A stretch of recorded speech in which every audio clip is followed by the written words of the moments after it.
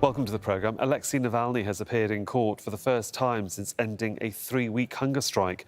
The Kremlin critic attended a hearing by video link to appeal against his conviction in February for defaming a World War II veteran. In a separate court case, proceedings on whether to label Navalny's opposition network extremist have been adjourned. It's a move that could ban the group and lead to activists facing long sentences in prison. Bernard Smith has the very latest for us from Moscow. And Bernard, you're outside the court. Just tell us what happened there a short time ago and what's at stake.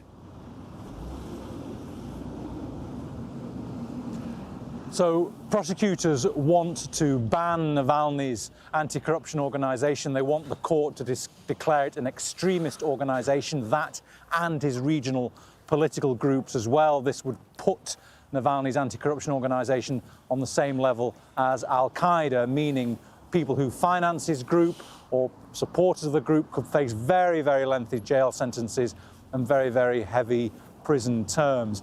Essentially, the court has already issued an interim injunction earlier on this week banning his organisation from operating pending its final ruling. It happened just less than an hour ago, though, that the court has now adjourned the hearing for a few weeks. Navalny's lawyers say they need more time to examine some 14 large files that the prosecution gave them only a couple of days ago. So the court has given them more time to examine those files before it comes back in session again.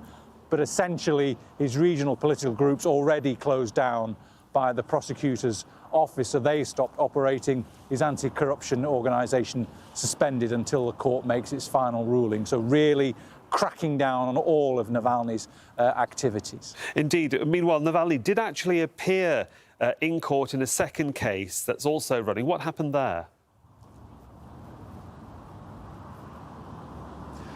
Well, this slander case essentially is minor compared to all the other problems that Navalny faces. This was a case, this is an appeal against a conviction for slander and a some $100,000 fine when a video was published by the government showing people voicing their support for Putin's proposed constitutional reforms. Navalny called the people taking part in that video traitors and lickspittle. And for that, he was convicted of defaming a World War II veteran who appeared in that video. But Navalny has been using the opportunity to address the court about his conditions, about the condition of Russia. The court has not allowed cameras in to see that. And the judge, in fact, interrupted Navalny from speaking, saying what he was saying wasn't relevant to the case. The judge has now gone away to consider his ruling in the appeal of that slander case. But all of this showing how the authorities are chipping away at Navalny and his organisation. And when all of this is concluded, it will just mean that Navalny is pretty much very diminished as any sort of serious political opposition to Vladimir Putin, and that powerful personality that has so aggravated the president will be serving a 2.5-year jail sentence and will be out of sight. Bernard Smith in Moscow, thank you.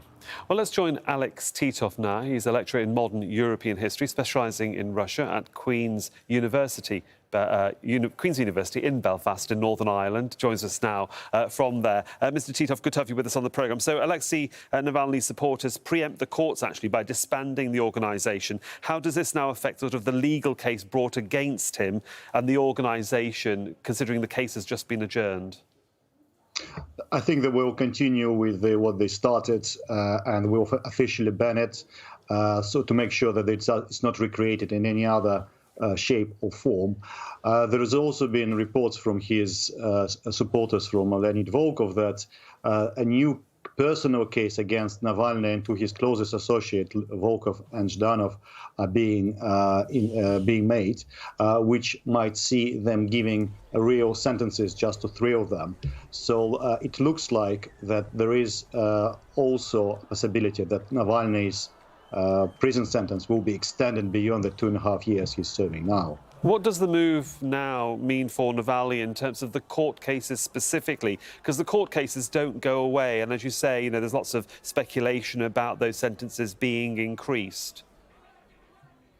Well, I think there's a very kind of clear, consistent, and unyielding strategy by the Kremlin to to completely eliminate any Navalny presence in the regions in Russia, put him to jail if necessary, and give sentences to his closest associates, so they don't even think about returning to Russia.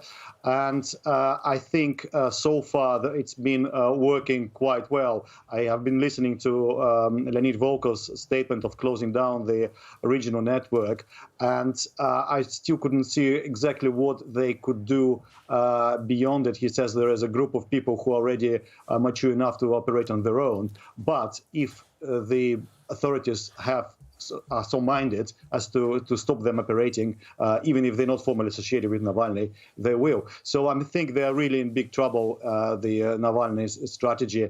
And I think it really, again, calls into question what was the strategy when he came back. I think they did not expect such a widespread and consistent crackdown as they're experiencing now. What we have seen then, certainly in the weeks where Navalny has been incarcerated, is public pressure, public moves. You might see the equivalent of a flash mob.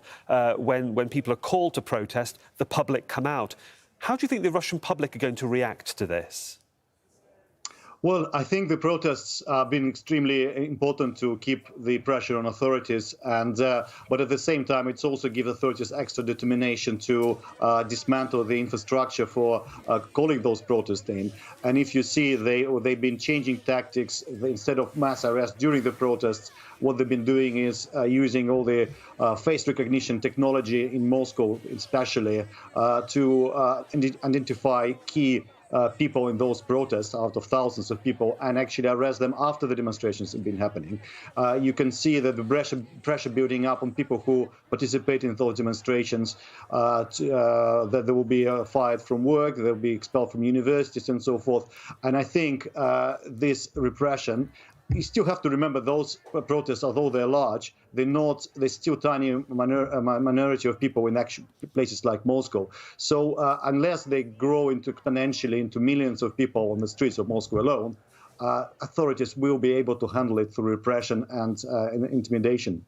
And I think there is no kind of clear answer what can be done in response to that yet. Indeed, we'll have to watch and see. Alex Titov there from Queen's University in Belfast. Thanks for joining us on Al Jazeera.